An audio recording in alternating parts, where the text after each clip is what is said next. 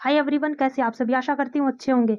आज हमने भाई एस्टेट के लिए, ये हमारी आज की सेकंड क्लास रहेगी और मॉर्निंग में हमने बाल विकास को प्रभावित करने वाले कारकों को कंप्लीट 1 वीडियो में खत्म किया था। देखते हैं भाई यूरी ब्रोफेन ब्रूनर को। ये कहाँ के थे भाई? अमेरिकी मनोवैज्ञानिक थे। कहाँ के थे भाई? ये अमेरिकी मनोवैज्ञानिक थे, यूरी ब्रोफेन ब्रूनर। इनके जन्म की यदि हम बात करें तो जन्म हुआ था भाई 29 अप्रैल 1917 को। क्या है भाई? ये पूछ लेते हैं। 29 अप्रैल 1917 जन्म हुआ था। यदि मृत्यु की बात करें तो 25 सितंबर 2005 रूस को इसकी क्या हुई थी?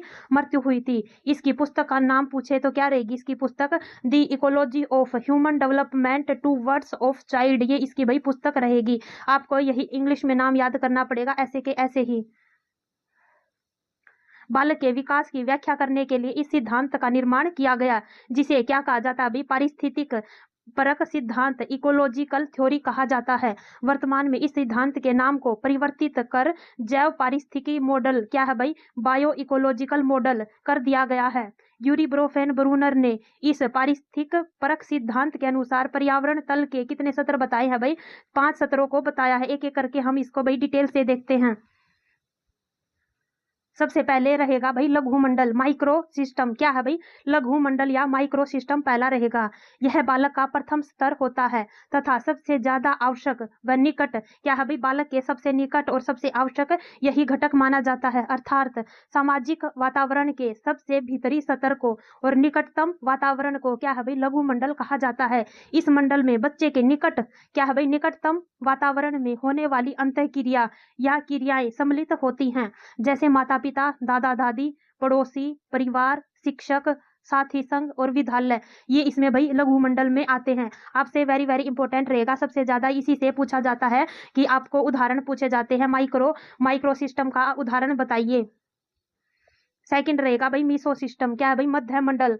इसमें क्या रहेगा? यह बालक का दूसरा स्तर होता है जो लघु मंडल के विभिन्न कारकों, तत्वों जैसे परिवार, आस पड़ोस, साथी के आपसी संबंधों से बना होता है। क्या है भाई? जो माइक्रो सिस्टम होता है उसी का क्या है भाई? आपसी संबंध इसमें दिखाया जाता है।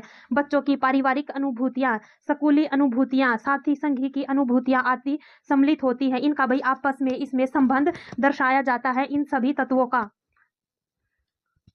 अगला रहेगा भाई बाह्य मंडल, एक्सो सिस्टम। यह बालक का क्या है भाई? तीसरा स्तर माना जाता है। कौन सा भाई? तीसरा स्तर ये माना जाता है। इसमें बालक प्रत्यक्ष रूप से नहीं जुड़ा होता।